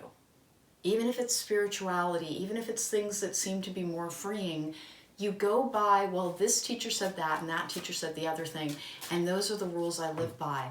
And you don't think of yourself as a rule follower, but you are. You are. It's just that you're tend towards non-conforming rules. And so you've kind of missed the thing where you almost adhere to traditionalism, because whatever you're involved in, you do it in this very methodical and defined fashion as you understand it through like study and exploration. And you just need to, what you're being asked to in this lifetime do is to open yourself up to new, unexplored, and undefined experiences, because that's what dreams are about. You have blocked out your dreams by wanting too much structure around them, and you're being asked to just open yourself up to doing things a little bit differently. Your spirit guides are trying to help you with that, and you have a connection available to you that you turned away from because it seemed to break rules to you, and it didn't. They're stupid rules. They're stupid rules defined by people in power trying to subjugate a populace. That's what happened in this lifetime, and in the one where you stole from your employer, the reason you were was that was an incredibly corrupt person who was letting other people starve to have more and more and more. And so you were reacting to the unfairness of that situation. But in both areas, you were badly punished for not adhering to a power-controlling rules structure. And you don't think of yourself as a rule follower, but you very, very much are. Like, even if you've been like, yeah, hell no, I grew pot in college, like, when it wasn't even legal, that's not what I'm talking about. I'm talking about living your life by rules that are very limiting in the way you view yourself, the way you view gender, and it has not allowed you to realize your dreams because you're too busy trying to adhere to the structures, even when they're very esoteric, even when they're very metaphysical, that you have learned. You don't give yourself enough like breathing room. You don't give yourself enough breathing room to allow things to develop, and you don't like to stray from a beaten path. You don't examine what built that path. And often it was an abuse of power, which is actually the thing that really, really upsets you the most. And it is the thing where your dreams lie. You have an innate ability to structure things and to understand. You're a natural leader, but you don't think of yourself that way, and you are convinced that there is corruption in this world. And you're actually meant to be fighting it. That's why you get that courthouse and why you've been, like, you've got this very, it's dictated by the rules type of mentality, and you don't think of yourself that way. But if you stop and start examining why you've done some things in the recent past, it was because you were adhering to a very patriarchal structure's rules. So, group number 3, boy, wasn't that fun. So, I'm so sorry, they get heavy, These past life regression reads are not about like, you were Cleopatra.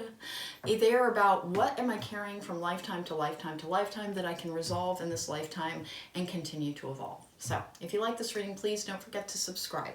Please don't forget to hit the thumbs up button. If you can give it a share, that would be great as well. If you would like to book me for a private reading, there's going to be an uncertain moment with all the information on how to do that. I'd love a chance to read for you in real life. And let's see, is there anything else? Oh, my website is linked in the description box down below. Group number 3, you think of yourself as a free spirit, but if you step back and take one more like remove view, you're going to see that you actually adhere to the rules of a structure that, if you examine it, it was all about the exploitation of power. Okay? Thank you so much for joining me. I will see you next time, and good luck with be a little less conforming.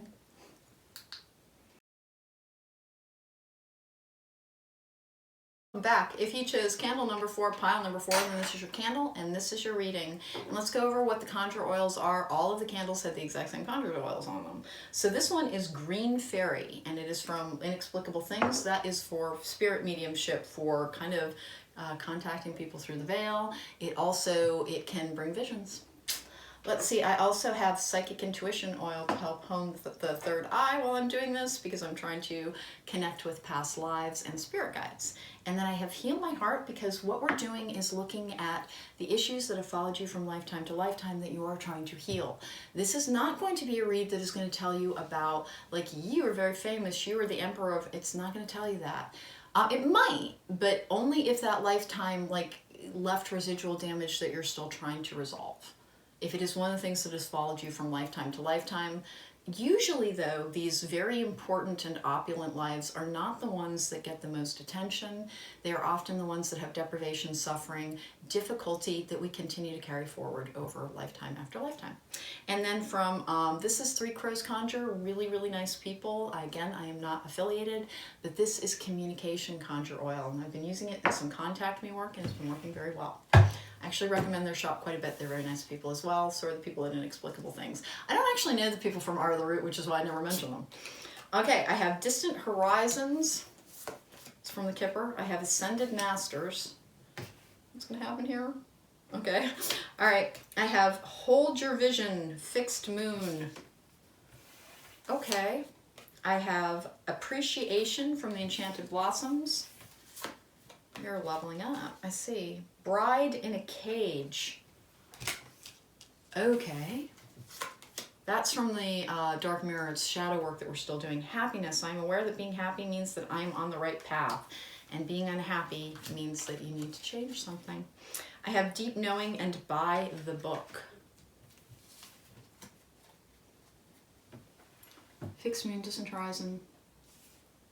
Appreciation. Spooky, by the way, is bringing us some personality traits that we're still working on. Spooky is a divine message deck. Doesn't read for people any longer. About a 30-year-old wide-awake deck. Quit reading for people one day. It freaked me out. Now I call it Spooky. I have the 10 of Pentacles in reverse. I have the 5 of Wands in the upright. And I have the 9 of Wands in the upright as well. The candles are blue for, that's closer to the third eye color than it is the throat chakra. All right, let's get going. This is my steampunk deck that I use only for spirit guide reads, past life regressions, and talking to spirit medium reads as well. All right, let's get going here. Oh, you're on a spiritual journey. You're on a spiritual journey and you held yourself back from it. Hold your vision. Oh, okay, Ascended Masters. Let me pick you up and just start again. I'm sorry, I'm a little bit distracted because that deep knowing is like you've got spirit guides who are talking to you about this almost like right now. Appreciation too. All right, let's get going. This is going to be done in a very slightly different style, by the way. All right, I have the 9 of Wands in reverse, 9 of Wands in reverse. This is not going to be the normal, like, extremely extended Celtic cross that I do. I do 4 different areas for 4 different lives that still have an impact on you today. Ooh, Judgment in the upright. I'll explain in just a moment. 6 of Swords in the upright. 5 of Pentacles in reverse. Oh, Lord. 6 of Pentacles in reverse. Knight of Cups in the upright. 10 of Wands in the upright, 8 of Swords in the upright, 3 of Wands in the upright. Okay, I have the Knight of Swords in reverse. I have the 4 of Swords in the upright. I have the Queen of Cups in the upright. I have the 10 of Pentacles in the upright. Yay. I have the Devil in reverse, 2 of Cups in the upright, the Death card in the upright, the 3 of Pentacles in reverse, and that is all coming out with the 5 of Cups in the upright. Now the 5s are also about change, but it is also about mourning, a feeling of loss, sometimes concentrating on the wrong things. Let's get going here. Deep knowing. So group number 4, congratulations. You have been psychic in other lifetimes. Everyone's always a little bit psychic. Some people are more. You have been a spirit medium. Congratulations. That's why I made that face. Judgment in the upright, that is like casting off doubt, seeing things clearly. It is truth, it is epiphany, and it is communication with the 6 of Swords. Now, don't freak out because it has to be with a particular card combination, but the 6 of Swords is the only literal death card in the tarot cards. It normally depicts people crossing the river Styx. This particular one does not, but you spoke with the dead. You did this following 5 of Pentacles in reverse, 6 of Pentacles in reverse as well. You did this during a period following, I believe, the American Civil War, I believe. There had been a time period in which, this is an American lifetime. I've been getting them all over the map. You had, I'm sorry, it's a little later than that. It's right after the turn of the 20th century. There were different points at which spirituality and spiritualists and mediums were more important. It's usually, oh, I understand. You started out when you were much younger. You had a family that, interesting. You traveled from town to town. Your father was an itinerant missionary reverend, went from town to town. He was a speaker and a lecturer, and you and your siblings were also, it's not very faith-based. It really isn't. It wasn't very adhering to the time period. And you and your family would help people communicate with people that they thought they had lost. And I'm not really getting a seance type of vibe, but it was a little bit like that, because you would all be in a sitting room, a parlor. It's something you were paid to go into, and your father would pray beforehand, and you and your mother, and you're a woman in this, would, you were always dressed in white, and you and your mother were both channelers, and you were genuinely channeling. But your father did die when you were about 33. You did not marry in this lifetime. You didn't wish to marry. You were actually very afraid of it. It was during a time period where people died in childbirth fairly commonly, and I believe that you had a sister who did marry and died in childbirth, and you were afraid of it. And you were very happy to remain single as long as you had your living provided for.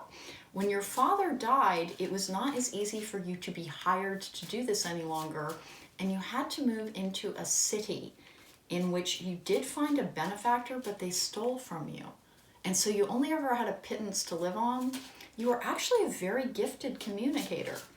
And you weren't unhappy. That was actually kind of a happy lifetime. You didn't actually like to be around people. You liked to spend almost all of your time alone. You were a very gifted channeler. You didn't know that's what it was.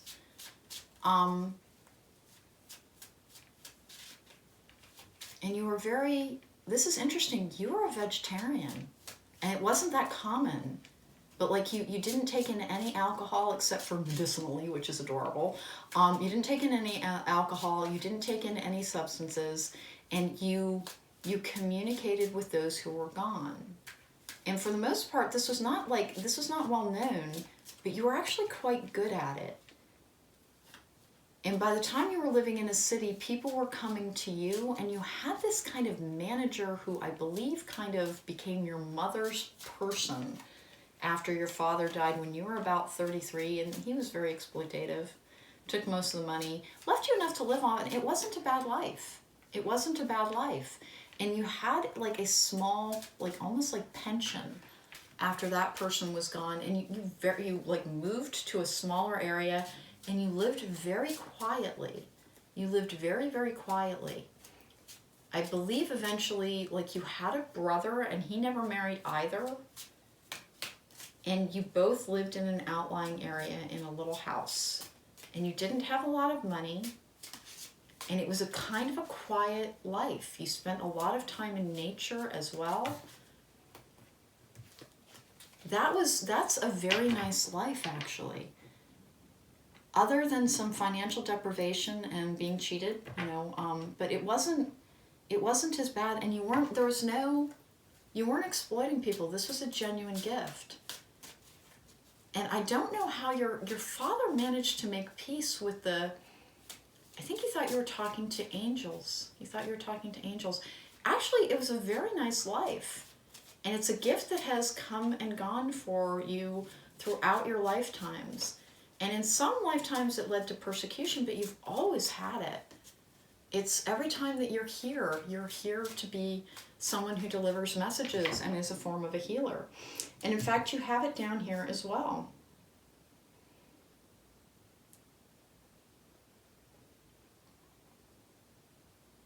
Oh, that's terrible. Okay, in this lifetime, you were a woman here, you were a man here. And you were married, and you... that devil in reverse, you were exceptionally religious in that lifetime. And you were able to, once again, that death card in the upright, you were a spirit medium, but you really rejected it in that lifetime. You had a feed store, I think. Like there was livestock. No, I'm sorry. I think it was... You had like and it's not in the United States. It would have been... There wasn't like sanitary... The streets are very strange. I think this is... I think this is Italy. I think this is Italy, because it was a Catholic country. And you very much associated... You could see people in this lifetime. And you very much associated it with something wrong. You owned a store where like dry goods and spices and things were brought. And you were actually a very above board person. You never had any children. I believe your wife wasn't able to have children. And you were not a particularly happy human being in this one. You knew that you were able to, like, you did not use your gift at all here. The only person who knew about it was your spouse. And there's always been some shame around that. You were very afraid that if anybody knew, something terrible would happen to you. I think because of the church. Like it was associated with, talking to the dead was verboten.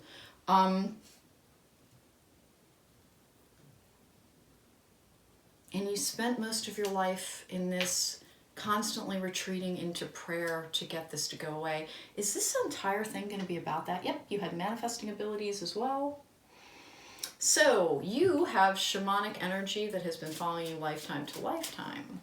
It was a profession. This one is an older lifetime that just, it has so much shame attendant to it. Distant horizons. Here, gosh, there's so much...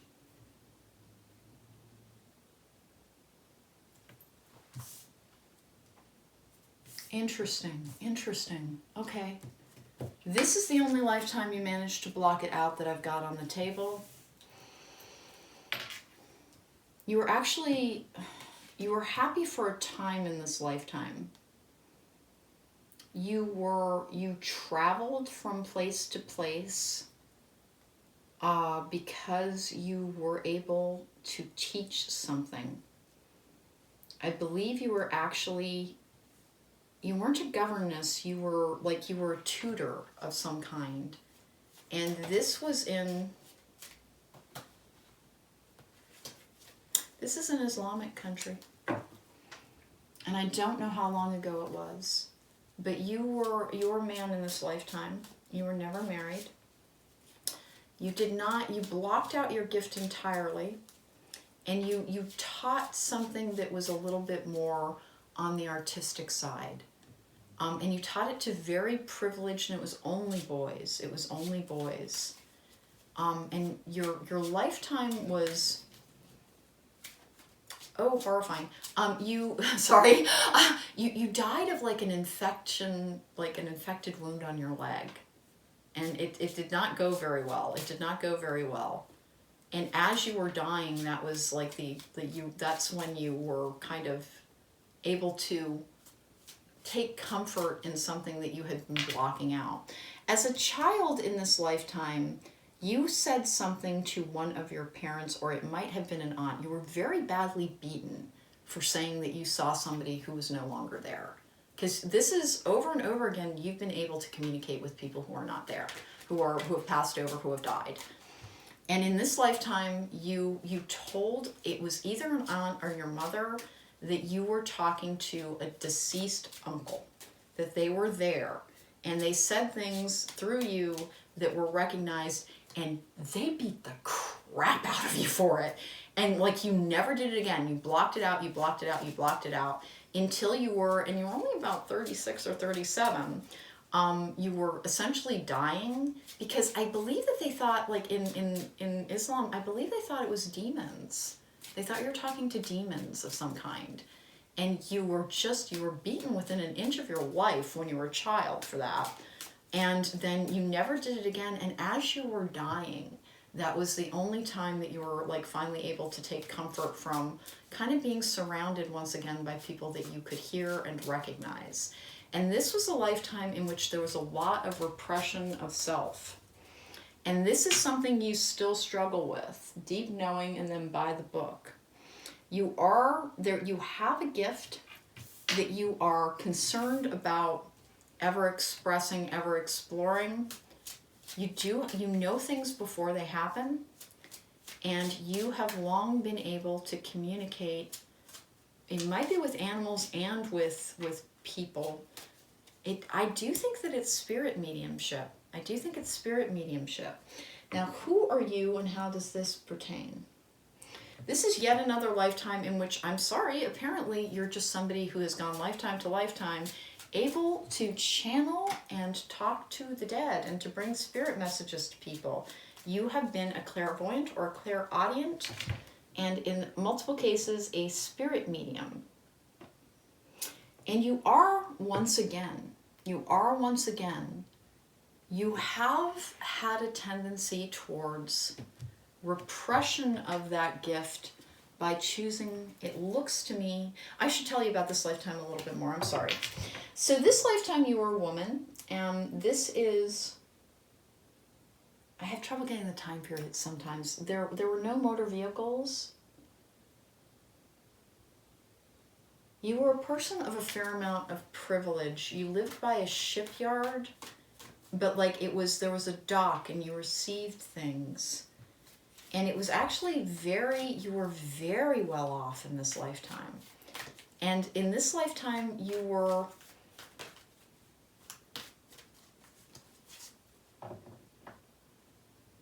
okay, both of your parents died when you were very young in this lifetime. And they died of an illness. And you would pray constantly to talk to them, and you were able to, at least to your father. And you were left very well off, and you had a good estate manager. You weren't robbed from or anything, but you had a very strange reputation where you were.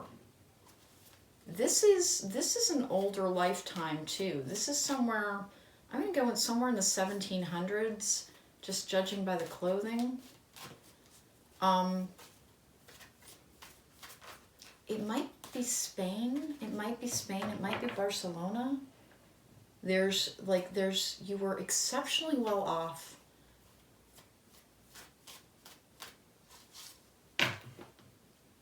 And you entertained people a great deal.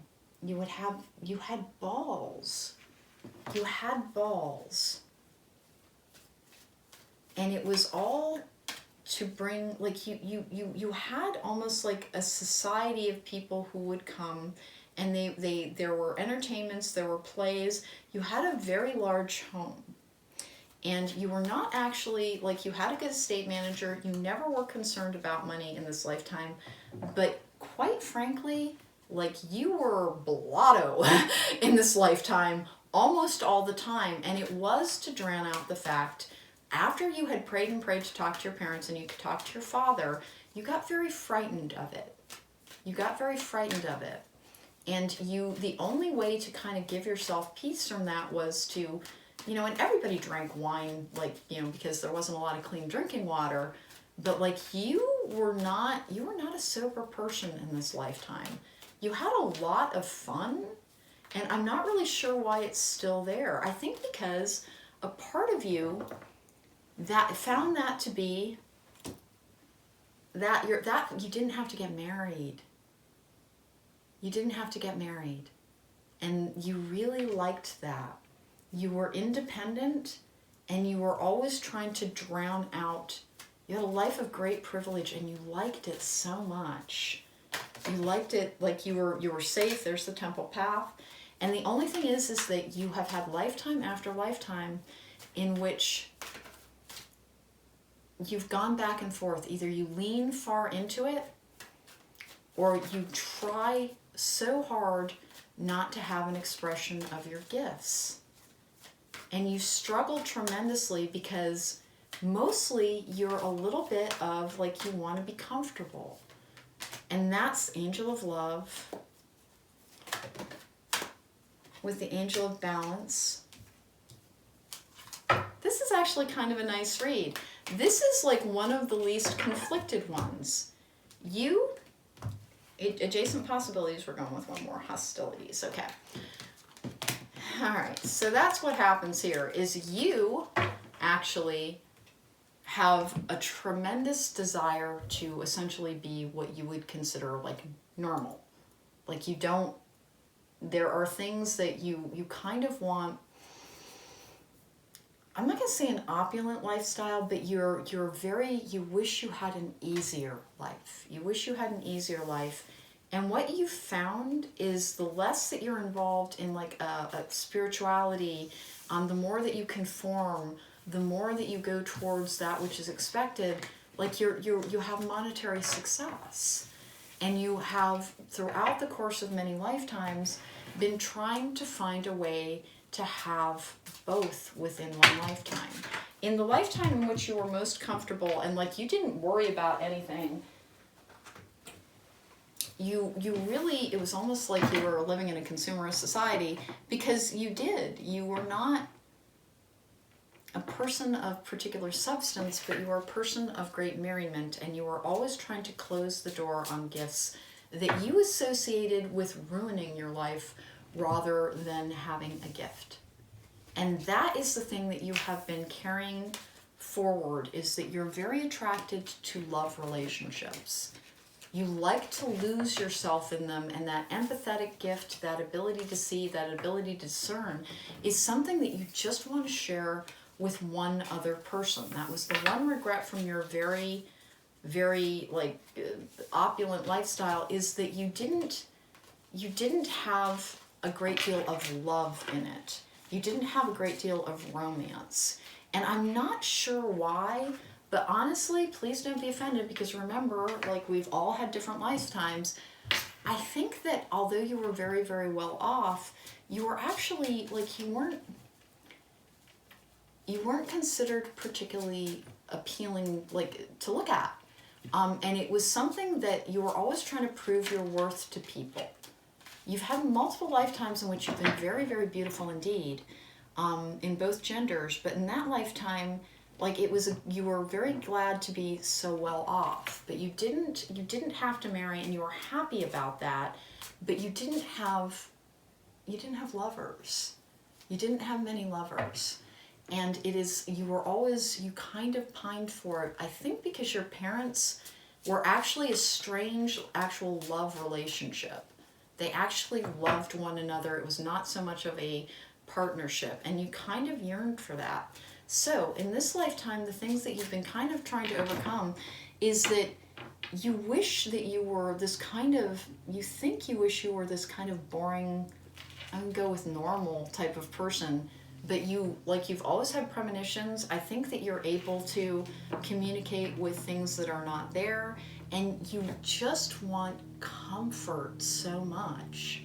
You just want comfort so much, because like, that's something that's been following you from lifetime to lifetime as well, is that you're just, you appreciate nicety so much. You appreciate comfort and luxury so much that you have had a tendency, when given a choice, to turn away from gifts, thinking that you can't have both. And in this lifetime, apparently you're being asked to be more open to expressing your gifts and understanding that we are living in a time and place in which it will not cost you. You will not be considered to, you won't be beaten within an inch of your life for that. At that lifetime where like you really, that was a very damaging lifetime, and it's caused you to have shame and questioning and doubt around the abilities that you have. And you have had a long experience of explaining them away and pretending that they weren't as big a part of your life as they absolutely are. In this lifetime, you're being asked to find that balance, to find the ability to both dwell in the higher realms and to express your gifts, and also to kind of have the comforts, the luxury, the abundance that you're trying to be given, a sense of comfort with your overall self. This is your lifetime to try and find your ability to be an authentic person, in terms of balancing your gifts with your need for physical comfort. And there's nothing wrong with that. But you do have a tendency to want a relationship with another person to the exclusion of almost all else. And in order to be able to express yourself fully with your gifts, you have to be self-actualized, you have to be whole within. And you have had a hard time accepting that that means being single for a while. That you don't like that. You like comfort, you like being comforted, you like niceties, and your life actually looks like it's going to have a fair amount of abundance in it, but you fight against the concept of needing to be by yourself to fully achieve, hone, and open like your gift to communicate with various like animals, with those who have passed on, with spirit guides. You actually have the ability to channel. You keep trying to go towards kind of a conforming structure because you genuinely just love to be comfortable. You just love to be comfortable. And I'm not saying that in a shaming way. You're actually a very, very hardworking person, but you are seeking out a feeling of comfort, and you love, like you just want romance in your life so, so much. And you're almost always willing to cast aside this remarkable gift that you have in favor of acceptance. In favor of acceptance. And that it starts out from that lifetime in which you were like sincerely, they beat the living poo out of you. And I might be being literal, like they really, because they thought it was a demon. And so they beat that guy until like, ow, like that was a traumatic wound that still carries forward to this day.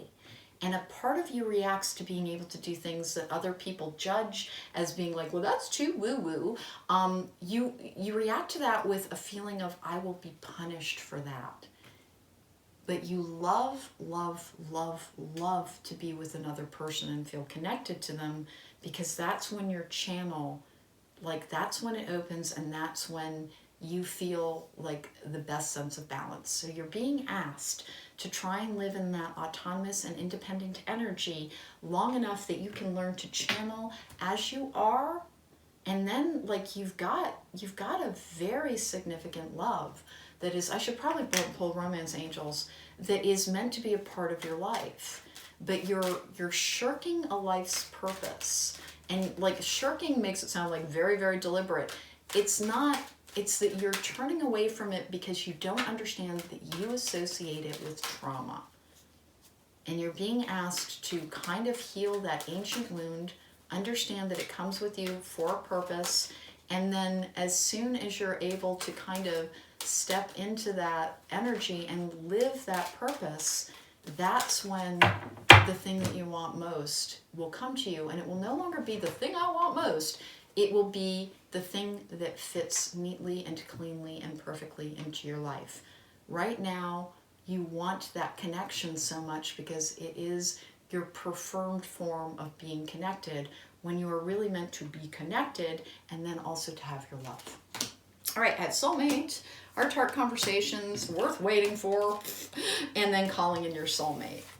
All right, so develop your gifts and learn to have a sense of comfort with walking in both lands. And that's where you have a difficult time.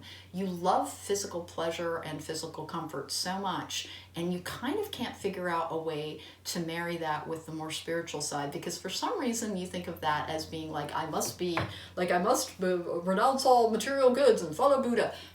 No, you came with a gift to help others, and you can be as comfortable as you want. You can sleep on velvet sheets if you don't sweat yourself half to death doing that. Like, you're meant to be the person that you're meant to be. And you have so much love to give, and you don't understand that part of the reason that it holds you back a little bit is that you are trying to give all of your love and healing energy to one person. You're meant to give it to many, and then you do additionally have a soulmate. Okay. Pile number 4, that was your message from who you were in a past life and what you're trying to do with that stuff now. If you like this reading, please don't forget to subscribe. Please don't forget to hit the thumbs up button. If you could give it a share, that helps my channel as well. If you hit the post bell notification, then you will know every time I post a video. And if you'd like to book me for a private reading, my end credits contain all the information on how to contact me for that. I would love a chance to read for you in real life, and my website is in the description box down below, which has all my prices. So, I think that's it for group number 4. I found that to be a really, really interesting read, and I hope you enjoyed it as well. I will see you next time. Take care and be well.